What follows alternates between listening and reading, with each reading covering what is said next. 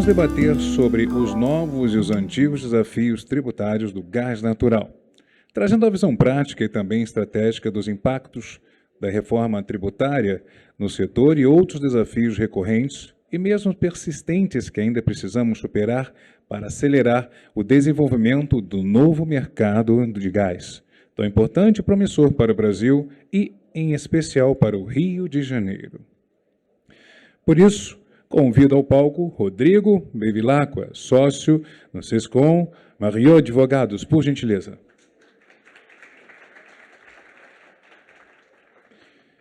Também convidamos Rafael Castro, gerente tributário na Petro Recôncavo, por favor. E fechando esse painel, Frederico Pereira, diretor financeiro na Galp, por gentileza.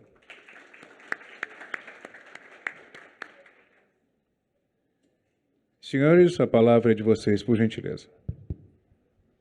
Bom dia, obrigado. Bom dia a todos. Prazer aqui, agradecer à Firjan e ao Edu pelo convite, por mais um evento bem sucedido, com ótimos debates. Bom, nos coube aqui falar um pouquinho dos desafios passados, presentes e futuros na tributação do gás natural. Começando, acho que um pouco desse assunto, pessoal, acho que é interessante a gente ter uma perspectiva de que a tributação do gás natural ela nunca foi simples no Brasil, né? A gente está diante de um produto fungível, de fluxo contínuo, altamente regulado, com um mercado extremamente recente, né? A gente tinha um monopólio da Petrobras até basicamente 2021, começa os desinvestimentos em 16, 17, mas a nova lei do gás, o marco legal importante para o setor, ele vem em 2021, e até então a Petrobras adotava os procedimentos inerentes e concentrava esse conhecimento nela, né? Quando a gente tem a entrada de novos agentes no setor, a gente tem uma necessidade de entendimento desses procedimentos e de uma acomodação desse conhecimento pela indústria, né?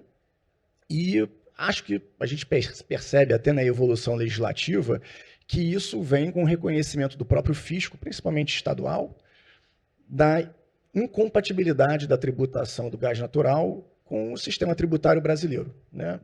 Muito já foi dito aqui no painel mais cedo na dificuldade, né, de desvincular a tributação do fluxo físico da molécula e passar por um fluxo contratual.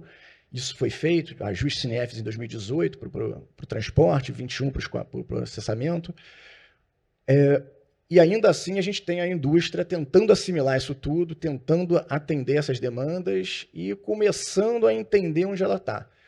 E no meio disso a gente tem a mudança radical tributária, né, com a reforma tributária do consumo, trazendo uma monofasia, que a gente não sabe mais se vem ou se não vem, trazendo vedação ao crédito, e isso tudo num ambiente em que a gente estava assimilando ainda os conhecimentos, né? Então, os desafios são muitos, é um setor importantíssimo, né, uma matriz energética indispensável para o Brasil, como já foi muito bem dito no painel inaugural do dia.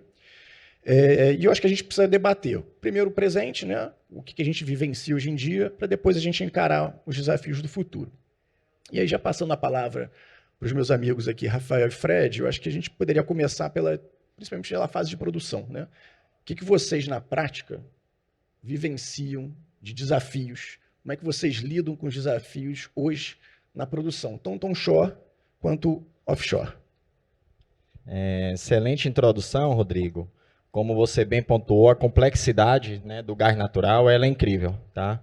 Eu já trabalhei em vários ramos da minha vida e a minha última experiência eu cuidava de varejo, onde eu cuidava ali de 31 lojas, praticamente ali 170 mil SKU. Loja de varejo, a gente trabalha ali com mais de 50% das entradas são produtos com substituição tributária. E quando eu aceitei esse convite para trabalhar com óleo e gás em 5 anos, para mim era uma maravilha. Eu achei muito interessante uma frase ontem do colega Gaspar, e aí eu me identifiquei muito com essas palavras. Eu era, de fato, um otimista ingênuo, achando que o gás natural seria fácil, trabalhar com apenas 2 produtos ali, o gás natural e o óleo. Me surpreendi, tá? E aí eu quero falar já um ponto que é muito importante quando a área tributária nasce, que é justamente os contratos de comercialização. Eu acho que os contratos de comercialização, eles são muito importantes. A gente ali já participar ali do kickoff, porque é dali que nasce, de fato, as obrigações tributárias. E os contratos que nós temos ali com as concessionárias ali, são contratos que a gente precisa entregar, de fato, aqueles metros cúbicos ali, e às vezes, por alguma ineficiência em algum poço, você não consegue atender determinada demanda, e aí vale muito ali a sinergia que existe entre as empresas, tá? Então, assim, aqui eu parabenizo aqui vários colegas aqui de profissão e a própria atividade em si. A gente, quando tem uma ineficiência dessa, tem muita parceria com a própria Galp, com a Shell, com a Origem. Então, são empresas muito parceiras que, quando a gente sente uma falta de um gás, a gente imediatamente compra deles. Então, esse volume de compra e venda também ele é muito forte. Tá? Então, quero parabenizar aí todas as empresas parceiras nesse momento aí de comercialização. E aí as obrigações fiscais, ela começa exatamente com muitas obrigações regulatórias, que é através da ANP. Tá? Então, na ANP ali, a gente tem controles ali diário, que chamamos de boletim mensal de produção, onde a gente entrega ali para a ANP ali toda a produção, inclusive a produção ali de água, praticamente separado. Temos ali regulamentos, a gente entrega para a ANP ali também praticamente todo o volume produzido, toda a parte de comercialização, todas as vendas e comercialização. É através dessas informações que a ANP também produz seus dados ali, históricos ali no site deles. E aí, voltando já para a parte prática, no momento que a gente começa a explorar esse gás natural, a gente se depara ali com o ajuste CNF 01/2021, que de fato ele vem para organizar e dar uma melhorada ali na parte sistema tributária, que é quando a gente explora esse gás natural e imediatamente envia para as UPGNs, e aí nasce, de fato, a remessa para a industrialização, o retorno para a industrialização. Essa cobrança aí desse processo tem um ICMS ali já diferido nesse processo. Consequente aí ao processo de remessa e retorno de industrialização, temos a remessa ali para o nosso transporte, então a gente trabalha ali com a remessa e o retorno de transporte. A grande parceira nossa aí nesse processo é a TAG, que a gente vende hoje gás natural aí para todo o Nordeste. Às vezes a gente traz muito gás também aqui do Rio de Janeiro, então a TAG é muito parceira e atende a gente aí em todas as concessionárias no Brasil. Um processo muito importante e que possui muitos fatos geradores ali que, de fato, são obrigações tributárias ali com cada ente federativo, porque da obrigação tributária de uma cobrança também após ali do conhecimento de transporte, que é muito vinculado ali à coleta e entrega, está muito bem separado. Então, essa obrigação do ajuste CNF 03/2018, também muito importante nesse processo ali da industrialização e o transporte do gás. E aí vamos ali com diversos regimes especiais, que é muito peculiar na atividade do gás natural. Estamos falando que o gás natural ali a gente consegue também, existe seus benefícios, que é o faturamento em nota fiscal única, então a gente consegue consolidar apenas em um faturamento único, claro, desde que seja separado ali por moléculas. Podemos também fazer esse faturamento até o 5º dia útil, desde que não implique no fato gerador dos impostos, então é muito comum a gente no 5º dia útil faturar com a data retroativa do dia 31, para que não implique ali no fato gerador e pagamento dos impostos. E um outro ponto importante também é a centralização de atividades. Hoje eu tenho, só na Bahia, pelo menos 600 poços em atividade. Esses 600 poços ali em atividade, eu centralizo em apenas um CNPJ, uma inscrição estadual e diversas inscrições municipais. Um controle muito robusto, que de fato ele não pode implicar nas arrecadações ali para o Estado, que as informações que a gente informa para os municípios, de acordo com a produção, mas isso, de fato, também facilita a operação. Aí vamos falar na tributação nas vendas, todas as possibilidades e particularidades fiscais que você possa imaginar, existe na fase de tributação ali do gás natural. A gente tem uma alíquota interna ali, que cada estado tem a sua particularidade de ICMS, então ele é tributado pela alíquota normal. Existe um convênio também federal, onde a maioria desse gás ali também ele é tributado com a limitação até 12% da sua alíquota.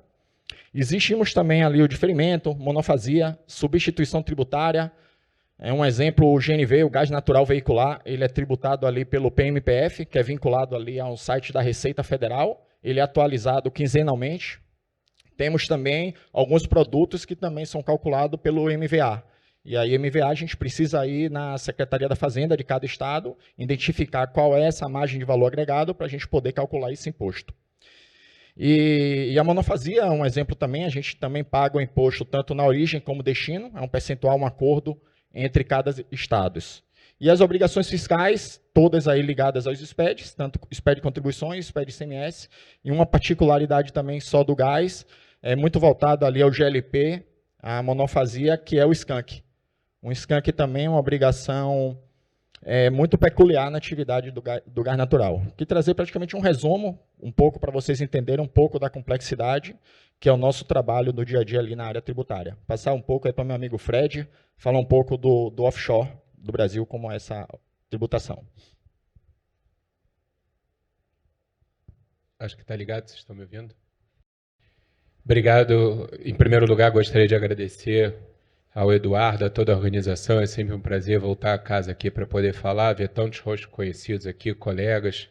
Né? Nessa batalha a gente já tem uma história muito grande na construção, na reconstrução do gás natural, então fico sempre muito feliz de reencontrar os colegas que tiveram capítulos marcantes aqui na construção. E aí, são tantas coisas para a gente falar do gás natural, porque o gás natural são vários em um só. Eu podia pegar as falas aqui de 2 painéis anteriores a mim, falando da necessidade de infraestrutura, né, da necessidade de construção de demanda, né, do gás natural, ao passo que a gente tem oferta. A gente poderia falar também aqui, pegando um pouco a fala da mesa anterior, da questão da seletividade, mas enfim, só para tentar ter um mínimo de concatenação de tantas coisas que vem à cabeça aqui para a gente falar um pouco do offshore, né?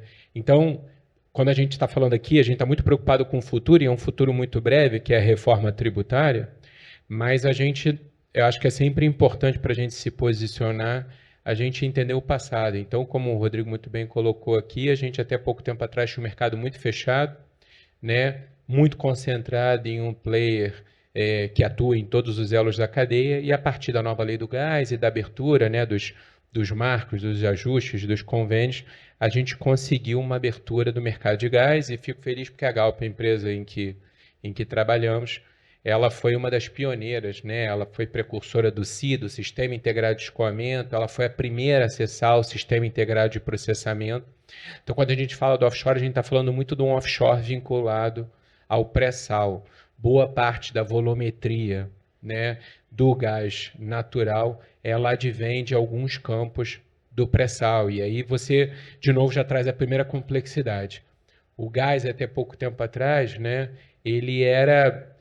Existe até uma piada que é bem famosa, um geólogo chega para o diretor e fala: encontramos hidrocarbonetos, e eu tenho uma boa e uma má notícia. Essa é a boa, a má notícia qual é? É gás. Então, essa é uma piada bem antiga do setor.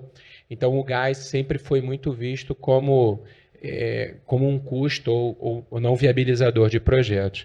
Acho que o que fazer com ele e ele tinha basicamente 2 papéis. Eu tinha que garantir o flow assurance dele para que pudesse produzir o petróleo, e também ele tem uma questão técnica muito importante, que aí vem o primeiro ponto, né, de discussão, e principalmente com os entes federativos estaduais, que é a questão da reinjeção do gás. Então, você tem papéis acessórios. O gás natural, ele já nasce com papéis que não necessariamente vão ser destinados à comercialização. Então, aqui, já fazendo um pouco de paralelo, a gente pode pensar a questão do imposto seletivo, né? Pegando aqui as palavras do meu colega de faculdade, Zé Guilherme, no combustível, a gente entende o papel energético, mas o gás, ainda que pela ANP seja definido como combustível, a primeira questão dele, né, é que o gás é um combustível, mas ele tem uma característica muito maior de insumo, tá?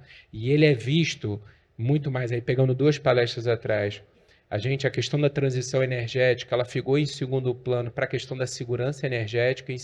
Então, se tem um combustível que é visto como um combustível que provém segurança energética, não só energética, através de energia térmica, mas também para a geração termoelétrica, é o gás natural. E o gás natural ele é muito menos, ele é menos carbonicamente intenso do que o próprio óleo e seus combustíveis, então ele também é visto como o combustível da transição energética. Então, quando você coloca uma tributação adicional, que é a questão do imposto seletivo, além da própria complexidade, isso já traz um desafio até racional de se justificar essa necessidade do gás. E aí a gente começa, né, na questão da produção, não são tão dispostos, os poços têm uma volumetria de produção maior, mas tem uma complexidade. Então, você imagina que muitos desses poços de gás estão localizados a uma lâmina d'água de 2.000 metros a 200, 300 quilômetros da costa. Então, o primeiro desafio é como é que você traz isso para a costa. E aí o desafio para quem atua na área tributária é como conseguir, né, fazer com que o fisco entenda as características próprias do escoamento. Né? A gente tem desde a Lei Complementar 87 a questão do transporte do gás, mas é importante que a gente possa diferenciar, e esse é um dos desafios que a gente tem, né? O que é o escoamento e o que é o transporte. Tem características totalmente diversas e diferentes, não só físicas, mas também tributárias. Então, começa aí o primeiro desafio. Então, para que o gás chegue ao mercado, né, você primeiro tem um desafio de produzir e não ser necessária a reinjeção.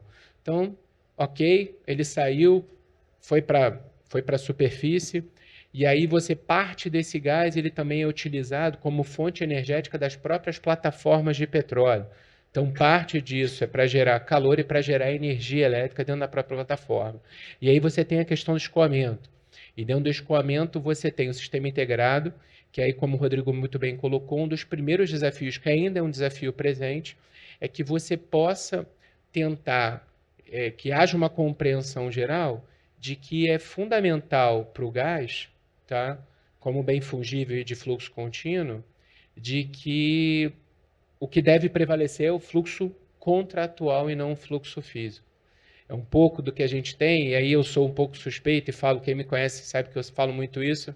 Eu brinco que o gás, em algumas questões, wannabe energia elétrica, né? A gente tem uma liquidez da energia elétrica, né? A própria questão da transmissão vis-à-vis a questão do transporte, né? Ele permite uma liquidez muito maior, que é algo que a gente sempre busca no mercado do gás natural. Então, a gente teve uma série de desafios, ainda temos. Depois do escoamento, a gente tem a fase do processamento, né? Então, os ativos de processamento, eles são ativos ainda seletivos, né? São poucos os ativos, o parque de processamento. E aí começa a segunda fase, né? A gente sai da fase do gás upstream, a gente vai para a fase do gás midstream, e do gás, então, a gente tem alguns subprodutos. E aí a gente tem, a depender, né, como um blend médio do pré-sal, de cada 100 moléculas de energia que chegam no processamento, aproximadamente 70% viram gás natural processado, que é o gás seco, né? E a gente tem os líquidos. Então, a gente tem o C2, a gente tem o C3, C4, C5, para quem lembra lá das aulas de química, MET, ET, Prop, But, né? Cada um com a sua especificidade. E aí começa a outra característica do gás, que é dos líquidos, de começar efetivamente a ter uma característica de combustível, com cada um dos regimes específicos, o próprio GLP, o GLP aí no cerne da questão da guerra do Irã, da segurança energética, é o gás de botijão. Então, a gente acaba tendo uma série de outras questões. Para ficar aqui só no offshore, depois a gente ainda tem as fases de comercialização, de transporte e todos os desafios, olhando só para o passado e para o presente. Ainda tem os desafios futuros. Ótimo, pessoal. Pegando o gancho aqui com o que vocês trouxeram, acho que me chamou muita atenção a fala do Rafael em relação aos desafios na monofasia, na substituição tributária, nas apropriações de crédito, diferimento, né? Isso tudo, inexoravelmente, traz um ambiente de insegurança jurídica na parte fiscal, né? E aí, conectando com o que o Fred também comentou, a tributação ela segue muito a questão regulatória, né? Então, a gente acaba tendo uma miríade de soluções que foram encontradas pelos estados e pelo poder público em interações com os agentes privados, tentando acomodar essa situação que, como o Fred colocou bem, a gente tem um gás só, mas com múltiplas destinações, né? A gente tem desde o uso residencial, uso industrial, um insumo efetivo ali para industrial, mas também como um elemento indispensável na termoelétrica para a geração de energia. E aí o gás querendo ser energia uma hora, querendo ser combustível em outra. Enfim, dentro desse sistema, o que a gente vê na prática é discussões, né? E essas discussões, não raras vezes, elas redundam em autuações fiscais, em insegurança, né, para o investidor. Né? Já nos bateu a porta agora recentemente muito, até pegando o gancho com você, Fred, a questão dos subprodutos, né? O C5+. O C5+, ele é conhecido como gasolina natural, né?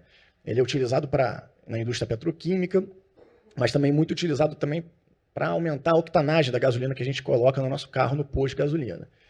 E até hoje não se sabe se o C5+ é derivado do petróleo ou do gás.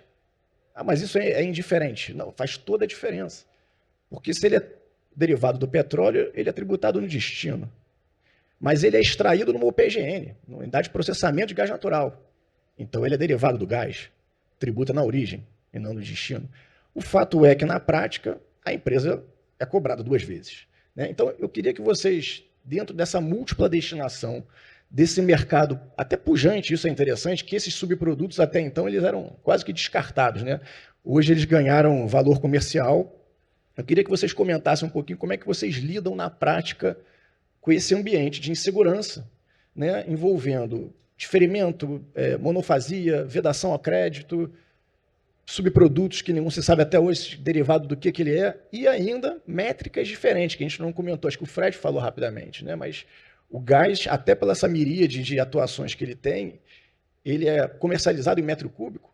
No contrato vem BTU, milhões de BTU, mas ele é escriturado do ponto de vista fiscal, porque interessa para a gente, em tonelada. Então, fica uma confusão, não raras às vezes, inclusive, a gente tem a autuação fiscal decorrente da divergência de unidade de medida, porque o fiscal não consegue entender a métrica que foi adotada pela empresa.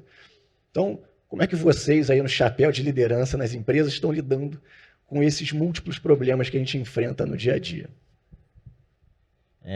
Eu quero aproveitar e falar primeiramente sobre as vedações do crédito, tá? É algo assim surreal, né, que infelizmente só existe aqui no Brasil, tá? Eu, graças a Deus, tive a experiência de trabalhar fora do país e onde as legislações são muito claras, tá? Então, assim, a gente de fato é um país atrasado com aquele quesito de legislação, e quando a gente fala já da reforma tributária, a esperança é que melhore esse assunto. E aí, falando da não cumulatividade do PIS e COFINS, é uma crítica aí pesada, porque de não cumulatividade não temos nada. Então, a esperança que, de fato, é que com a reforma tributária, temos esperança e que se mantenha a palavra, conforme prometido, que seja a não cumulatividade plena, e aí acabe. E aí, quando a gente vai para a não cumulatividade do ICMS, aí é desastroso, né?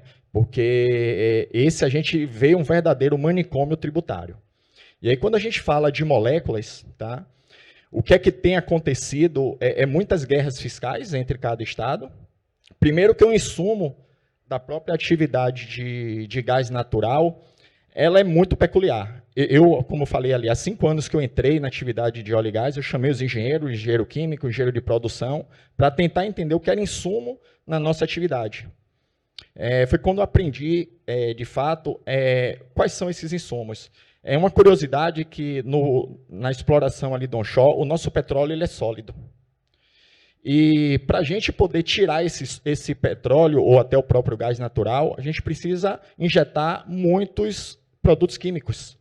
Foi aí que eu sentei com eles, a gente fez um parecer e começou a tomar crédito desse ICMS. Muitas brigas e autuações fiscais, que recentemente uma vitória até da Petrobras com os fluidos de perfuração, me deu muita segurança, até jurídica, nas defesas junto aos estados, que agora eles maneiraram, querendo confundir, me tratando como isso aí era uso e consumo e não insumo. Então, existe essa guerra muito grande. Tá? E aí, quando a gente fala de vedação, a crítica maior é o quê? Se eu tenho uma saída com diferimento, os estados querem vedar. Se existe uma saída com redução de base de cálculo, porque a nossa saída, a gente está amparado num convênio com 12%, o Estado limita também seu crédito a 12%. Se a gente está falando de uma saída com monofasia, o Estado também veda. Então, quando a gente vai pegar os insumos, a conta não fecha. Se a gente for falar do CIAP, esse também é outro ponto. A indústria de óleo e gás, para sobreviver, os investimentos são altos em CAPEX. Então, praticamente, quando a gente pega esses ativos e você já toma crédito em 48 avos, e no momento que você vai apropriar saídas tributadas e saídas não tributadas, você perde uma margem de mais de 20%, porque a própria movimentação de óleo e gás tem muitas saídas não tributadas. Então, você perde uma margem muito grande. Então, vai uma crítica muito forte sobre essas vedações de crédito e que, de fato, prejudicam a atividade. E para a gente justificar, a gente com esse área de capital aberto, para justificar para acionista, na sua maioria americano, não é fácil, não. Meu amigo, é cada que a gente faz. Então, assim, às vezes você tem que ter um controle robusto. Esse ano mesmo eu mudei. Antigamente eu lançava ali na contabilidade com perda de ICMS. Hoje eu tenho um controle tão robusto que eu jogo diretamente nas contas para evitar tanto questionamento, tanto com o meu relacionamento com investidores, assim como os acionistas de fora. Basicamente é esse ponto aí que eu levanto da vedação. Excelente, Rafael. Antes de passar para o Fred, você tocou em um assunto muito importante que já foi, inclusive, objeto de debate, acho que 2 edições passadas nesse seminário aqui da Firjan, que era a discussão exatamente do produto intermediário, né, Rafael, que você mencionou. Essa é uma discussão sem fim que você tem que quase que fazer uma pós-graduação em engenharia química para entender o que toca o produto, o que integra o produto, porque o entendimento é extremamente restritivo, uma discussão que não leva a lugar nenhum, né, literalmente, mas ainda é uma realidade, né? Fred, comenta um pouquinho para a gente aí da sua vivência nesses temas, como é que você lida com essa insegurança? Eu vou me permitir só complementar. Eu acho que tem uma coisa boa no ICMS. Ele vai acabar. Mas ainda vai demorar bastante. A gente vai se aposentar ainda vivendo com o ICMS. Eu acho que... E aí, não vou falar tanto do ponto técnico aqui, se me permite. Acho que... E é importante, a gente também convive com todas essas discussões, principalmente ICMS, e a gente ainda tem, além da questão do ICMS, eu acho que o gás e o petróleo, na formação da indústria, um ser tributado no destino, ainda que eles sejam muito vinculados, e um na origem, ele acaba trazendo uma série de discussões. Para aumentar um pouquinho mais a complexidade, além do ICMS, do PIS e COFINS, a gente, né, na produção, no upstream, a gente ainda tem 2 que eu brinco que são quase tributos, né, que são as participações governamentais. Então, a gente ainda tem as discussões vinculadas ao royalties e a participação especial ou custo óleo para os contratos de partilha. Então, esse é um ponto importante porque o Estado do Rio de Janeiro, e isso veio através de uma decisão do STF, ele não pode autuar, mas ele também pode fiscalizar as participações governamentais. Então, os fiscos estaduais eles têm uma visão de nota fiscal, de insumo, né? E até uma questão muito vinculada à ligação física ali, né? Tem quase assinar um contrato de casamento para que o bem possa tomar crédito, desde que integralmente tributado, para não ter estorno. Então, tem uma série de questões, mas a gente também sofre muito com os fiscos estaduais no entendimento e na compreensão do que são os gastos que são passíveis de dedução e de tributação. Então, acho que esse é um ponto muito importante. Mas, se me permite aqui, né, a gente tem uma série de discussões, principalmente do ICMS. O que a gente tem de preocupação, né? Então, a gente vai sair de um critério físico, esperamos, né, como prometido e tão propalado, que a gente possa ir para um critério financeiro de creditamento, só que aí vem a pegadinha, né? Na reforma tributária para o gás, o tratamento do gás foi o de combustível retalhista, né? E a gente vai ter a monofasia.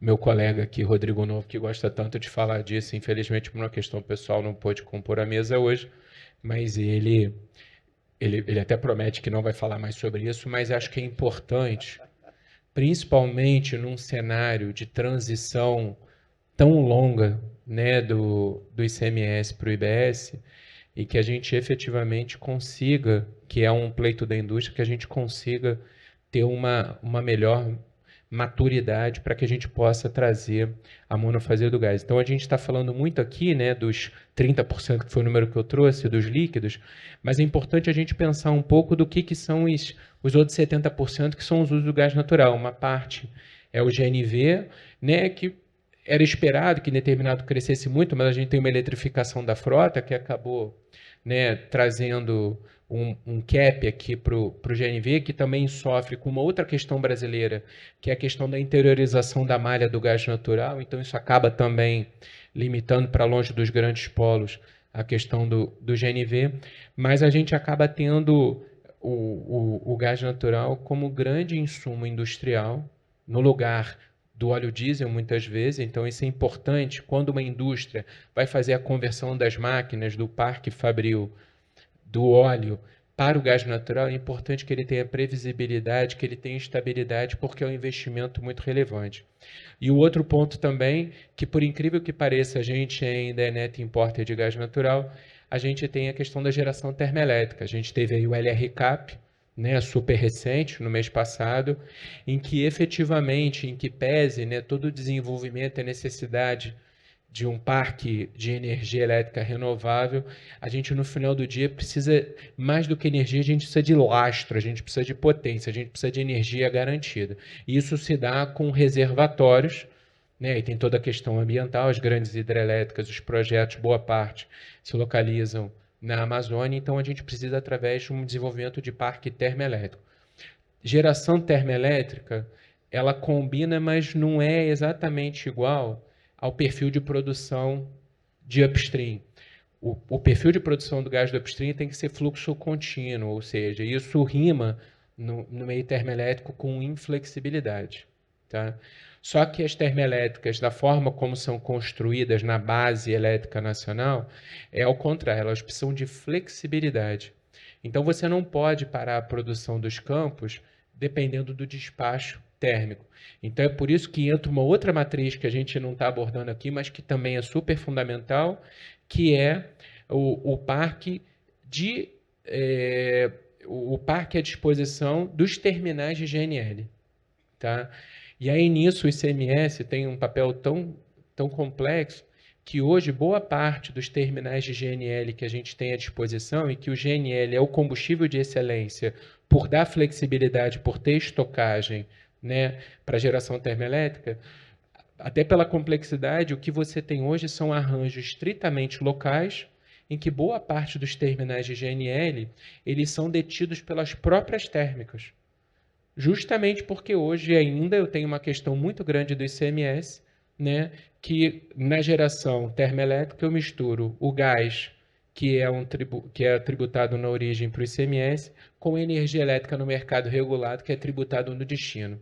Então, hoje, se eu não tiver um arranjo para um terminal em que eu consiga negociar o ICMS, a gente acaba tendo um custo que muitas vezes passa de 20% e 25% no combustível, e isso no final do dia é impacto na tarifa para todos os consumidores, mercado regulado, vulgo nós.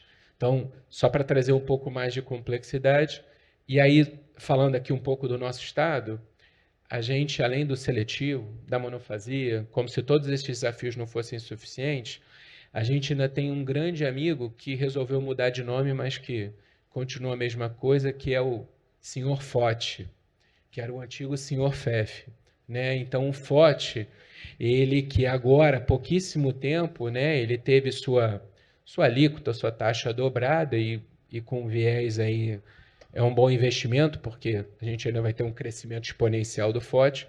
Então ele ainda é uma questão que muda a lógica econômica quando você, pela questão do convênio, como muito bem trazido aqui pelo colega, você ainda muda a lógica econômica das operações que decorrem dentro do estado do Rio de Janeiro, que é o grande produtor de gás e petróleo. Então, além de todos os outros desafios, ainda temos sempre uma cereja do bolo. Então, concordo com as palavras do colega Gaspar. Não diria que somos ingênuos, porque quando a gente entra no mundo tributário, a gente perde a ingenuidade muito rápido. A gente tenta ser um pessimista controlado, né? Torcendo para estar errado, mas a gente quase sempre está certo. Evitar surpresa, né? Essa questão do FOT você lembrou muito bem, Fred. Realmente pegou todo mundo de surpresa, né? E os aumentos não são pequenos, né? São exponenciais ali de 2026 até 2032. Eles realmente, enfim, assustou, né, a todos. E aí não só o setor de óleo e gás, mas a todos no estado do Rio, né? Bom, acho que o Fred até antecipou alguns pontos aqui da visão dele, Rafael, em relação ao que está por vir, né? Que é a monofasia, acho que pegou assim, está todo mundo trabalhando nesse cenário, a gente tem uma perspectiva de que ela vai vir, mas que talvez seja postergada, não sabemos ainda, dependemos da regulamentação da Receita Federal. E, de outro lado, também muitas críticas, que o Fred já colocou algumas aqui, em relação à tributação do gás pelo imposto seletivo, né? Até que ponto você vê uma contradição aqui, considerando que, como bem colocado por vocês, o gás ele é material, insumo, uma termoelétrica para gerar energia. A energia é um bem essencial reconhecido pela própria reforma tributária, pela emenda constitucional 132. A energia não pode ser atingida pelo seletivo, mas o insumo para a geração dela, sim. E o gás sendo um combustível com menor liberação de carbono na natureza, dentro de um vetor de transição energética. Como é que você vê essas perspectivas em relação a seletivo no gás natural e monofasia? O Rodrigo Novo, meu xará, não está aqui, mas a gente precisa falar dela porque ele é o assunto da vez. Qual é a sua perspectiva, qual é a sua visão em relação a esses dois temas, já olhando agora para o futuro da tributação do gás, por favor?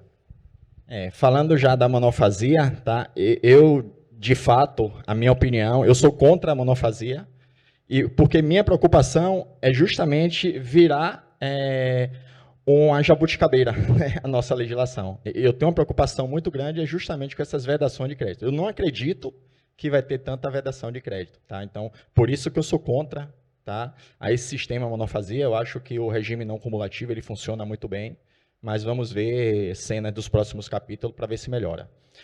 Quanto à questão do imposto seletivo, eu lembro, a gente participou muito ali, a IBP foi muito forte, tanto a ABPIP também. Ela começou ali com uma alíquota de 2%. Eu acho que houve muita parceria aí, acho que envolvendo aí várias empresas. A gente conseguiu pelo menos uma grande vitória. Ela reduziu ali de 2% a 0,25%, onde já vai estar determinado. E a gente falou, de fato vai aumentar um custo, né? Por mais que ele não seja ali, vai ser um imposto monofásico, ele só vai encarecer. De fato, E esse não dá crédito, né, Rafael? E não dá crédito. Porque ele acaba sendo um insumo para praticamente tudo, porque tudo que é derivado ali do gás natural ou do próprio diesel ali, ou é o transporte, ou é para fabricação de embalagens. Então, assim, tem N matérias-primas que são utilizadas, fertilizantes, tá? É uma matéria-prima muito forte aqui no país, então acaba tudo encarecendo. Então, de fato, tem essas preocupações aí, vamos aguardar aí para ver o que é que vão decidir aí. Tá? Perfeito. Fred, quer falar um pouquinho de monofasia e aprofundar um pouco mais da sua perspectiva em relação ao seletivo? Sempre positiva, né? Sempre positiva, porque o amanhã é importante, a esperança é a última que morre. Eu acho que sempre, mas a gente está acostumado porque nós trabalhamos no Brasil, o imposto seletivo ele começa em tese a vigia ano que vem, a gente ainda não tem regulamentação, a gente já está caminhando para o meio do ano, então sempre preocupante, né? Ainda mais em ano de eleição, então todas as alterações ficam sempre um pouco mais complicadas. Mas o que é importante? Concordo, foi uma vitória a gente poder trazer de 1 para 0,25%, mas eu acho que a própria questão eu acho que são vários pontos para variar. Acho que o primeiro ponto, como muito bem trazido também pelos colegas na palestra anterior, se você for olhar, né, a finalidade do imposto seletivo, coibir ou mitigar, né, ou desestimular externalidades negativas, eu acho que é importante, né, ao mesmo tempo que a gente tenha um porrete, a gente tem uma cenoura. E uma das críticas, a gente trabalhou muito no IBP para isso, é para que possa premiar o produtor do gás e do petróleo que busque otimizar carbonicamente sua produção. A partir do momento em que você pune e coloca todos no mesmo balaio, na mesma cesta, você tira esse desincentivo. Então, uma das coisas que chegou a entrar, mas foi muito rápido, foi muito breve sua existência dentro do projeto, de que pudesse ter mitigadores e um escalonamento para quando você tivesse uma redução carbônica. É importante dizer, de novo, acho que é um número que todos, ou boa parte, tem na cabeça, né, que a produção do petróleo e gás do pré-sal brasileiro, quando comparada com a média mundial, ela já é bem mais baixa, e principalmente quando comparada com alguns países, como o Canadá e como os Estados Unidos, ela ainda é mais baixa. Então é importante que, além de aproveitar uma janela de oportunidade que a gente tem, né, com a segurança geopolítica do país, é importante também que a gente possa premiar, né, a baixa intensidade carbônica do nosso ponto. A questão da monofasia, para mim, traz uma grande preocupação, porque, primeiro, ela vai conviver com ICMS, com regimes diferentes. Para a geração termoelétrica, né, a gente teve a lei RECAP com um contrato de 10 a 15 anos. Então, esse contrato, principalmente de 15 anos, que vai começar 28 a 29, dependendo do produto, você vai pegar uma série de situações tributárias. Então, preocupa, e por mais que os advogados e sempre tentem antecipar bastante as questões, a gente tem um pouco de futurologia aqui, porque a gente não tem o regulamento. Então, a gente tenta ali cobrir, dizendo, buscando, evocando princípios, neutralidade, mas no final do dia, a gente tem contratos de longo prazo e contratos que o produto, né, a energia elétrica aqui, está dentro de um mercado regulado. A gente já teve experiências aqui no final do dia, quando a gente teve alterações tributárias, e você buscar junto ao ente regulador esses reequilíbrios econômicos contratuais são sempre complicados. Então, a gente ainda tem esperança, a gente sabe que tem muita gente trabalhando ainda para que possa, né, ter uma melhor maturidade, uma melhor racionalidade em cima da monofasia. De novo, o gás, a gente falou um pouco aqui do início dele tentando sair do poço. E a gente, no final do dia, não sabe se ele vai ser utilizado para a indústria ceramista, se ele vai ser utilizado para o GNV, se ele vai virar fertilizante. Então, como é que eu vou antecipar essa tributação, quer seja para a monofasia, para o seletivo? Mas a gente tem uma expectativa aqui de que esse gás para geração termoelétrica e para a própria industrialização, ele possa ainda, né, ser trazido à alíquota zero, porque a gente sabe que o gás natural é um vetor de nova industrialização brasileira. Então, eu vejo com esperança de que a gente possa ter uma maturidade maior nisso e que o trauma não seja tão grande nas adoções. Perfeito, gente. Acho que pegando esse gancho, né, até na monofasia, o gás natural, ele, dentro da monofasia da reforma, lembrando que quem fica responsável pelo recolhimento é o PGN, né? Se a gente seguir com a metodologia atual. E realmente ali a gente não tem o conhecimento antecipado de qual será o destino que será conferido àquela molécula, né? Fred, pegando um pouquinho também do seu gancho ali do seletivo, eu gostei da sua frase, né, que se você tem um imposto que visa eliminar externalidades negativas, mais precisamente no caso seletivo, ao meio ambiente e à saúde, né, você deve ter o porrete numa mão, gostei dessa expressão, mas uma cenoura na outra para estimular que ele adote medidas, né, ou desincentive o consumo, se fosse o caso, né, mas como o Rafael colocou, o gás ele é insumo para diversos outros materiais. Quando a gente não vê, a gente só vê o porrete, não vê a cenoura, o que eu, como advogado, vejo é a função arrecadatória, né? Então, a gente acaba concluindo que se você só tem o porrete na mão e na outra a gente não tem a cenoura para desestimular ou estimular uma conduta diversa por parte do contribuinte, aquele imposto foi instituído para arrecadar. Ele não foi instituído para alterar procedimentos, alterar a sociedade, né, o consumo da sociedade, até porque o gás não é consumido diretamente, poucas vezes sim como uso residencial, mas ele é muito mais um insumo industrial, para geração de energia e tudo mais. Então, pegando isso e já se encaminhando ao fim, porque a gente já está próximo ao almoço e a gente não quer invadir aqui o horário, eu queria só que vocês comentassem considerações finais e o que vocês, como head, né, das empresas onde vocês estão vendo de preocupações e direcionamentos para essa reforma. Quais são as preocupações? Em que estágio vocês estão hoje? Ainda estão mexendo nos sistemas? Já o Fred falou aqui de reequilíbrio econômico. Já estão estruturando cláusulas contratuais para possibilitar reajuste contratual em caso de uma tributação num contrato de 15 anos não se confirmar, a gente ter um pleito de reequilíbrio econômico-financeiro? O que vocês estão focando nesse momento? O que vocês veem de norte para compartilhar com o setor? Já para concluir minha fala, quero já parabenizar e agradecer aí Eduardo Pontes e a Fijan aí pelo belíssimo evento, tá? E tá com pessoas aí bastante conceituadas, muito significante aí para mim essa participação, tá? E primeiro passo é que a reforma tributária é um trabalho que muitas pessoas acham que é da área tributária, e ela não é da área tributária. Ela existe muita sinergia aí entre todas as áreas da empresa. Dentre elas, como você bem pontuou, Rodrigo, a área de sistemas, tá? Então, hoje, primeiramente, eu peguei uma pessoa minha de planejamento tributário, eu coloquei lá dentro do SAP, para justamente pegar todas as atualizações do SAP e já replicar esse sistema. Eu peguei uma pessoa minha dedicada também a pegar todas as mudanças da legislação. Tá? Hoje, graças a Deus, com a ajuda até da inteligência artificial, a gente consegue facilitar muito o nosso trabalho. Uma preocupação muito forte é com os fornecedores, porque de fato vai encarecer um pouco esse custo. Principalmente a gente que trabalha com muitas colocações, então isso é preocupante. Só para vocês terem uma ideia, em janeiro eu monitorei ali, todas as empresas já eram obrigadas a destacar o IBS e CBS, e eu monitorei todas as empresas que destacaram o IBS e CBS na nota. 70% das empresas não destacaram o IBS e CBS. Então isso já é uma preocupação a partir de janeiro. Então acho que essa conversa com esses fornecedores, porque a gente está falando ali de 30% dessas notas fiscais, ele vai gerar crédito. Então, um não acompanhamento ali, full time ali daquele processo, pode dar uma margem, um prejuízo grande para a operação. Tá? Então, o recado que eu dou é esse, é muita atenção, tá? Você colocar pessoas-chave ali para trabalhar ali nesse processo, mudanças, sistemas, pessoas, eu acho que é um processo de sinergia entre todas as áreas. Tá? Obrigado, pessoal.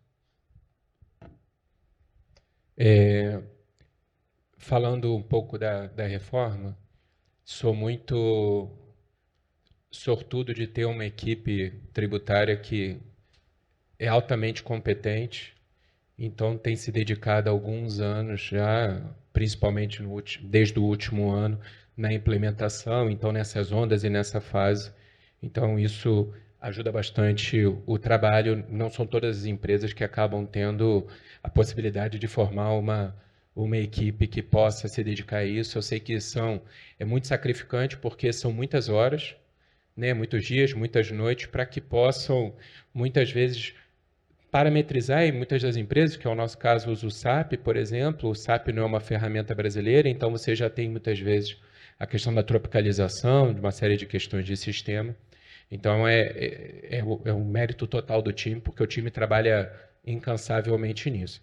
Acho que o primeiro ponto que eu espero da reforma tributária é saber quanto serão as alíquotas, né? Porque eu acho que um ponto básico, assim, ninguém sabe, né? É um detalhe só. É um pequeno detalhe, entendeu? Então, assim, a gente está trabalhando, mas não sabe, 26, 28, pode até fazer uma bet aí, né?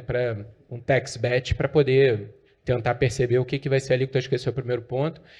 E pegando carona aqui, ainda tem um outro ponto, quando a gente fala do upstream, né? Principalmente no offshore, os investimentos são muito vultosos, então normalmente a gente trabalha com consórcios. Então ainda tem um ponto adicional, como a sistemática vai se dar dentro dos consórcios de produção de AIP. Esse é um outro ponto que é fundamental. Os valores são bilionários, sem nenhum exagero, mas a gente sabe, tem trabalhado muito em conjunto com os nossos operadores, né, para que a gente possa ter essa visibilidade. A própria questão do imposto seletivo é uma questão que é fundamental. A gente sabe que também esse é um ponto que vai pegar muito forte. E é isso, é torcer para que as coisas aconteçam. A monofasia, eu acho que é um ponto muito preocupante.